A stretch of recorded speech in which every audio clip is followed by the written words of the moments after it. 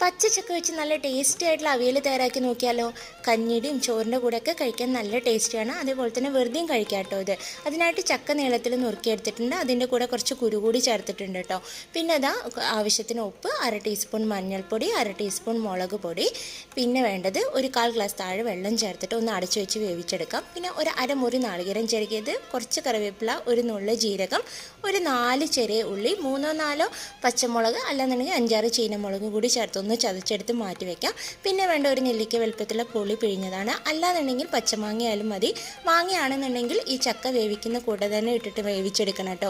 ഇപ്പം ഞാൻ പുളി ചേർക്കുന്നതുകൊണ്ട് ചക്ക ഈ കുരു ആദ്യം വേവിച്ചെടുത്ത് ഒരു 1/4 ഭാഗം വേവാകുമ്പോഴാണ് ഈ പുളി പിഴിഞ്ഞ് ഇതിലേക്ക് ചേർത്ത് കൊടുക്കുന്നത്. അതിനുശേഷം വീണ്ടും അടച്ചു വെച്ചിട്ട് ഒരു 4-5 മിനിറ്റ് വേവിച്ചെടുത്തതിന് ശേഷം ഇതിലേക്ക് നമ്മൾ നേരത്തെ ചതച്ച് വെച്ചിരിക്കുന്ന നാളികേരവും ചേർത്ത് നന്നായി ഇളക്കി ഒരു 3-4 മിനിറ്റ് ചൂടാക്കി കുറച്ച് കറിവേപ്പിലും പച്ചവെളിച്ചെണ്ണ ഒഴിച്ച് കൊടുക്കാം.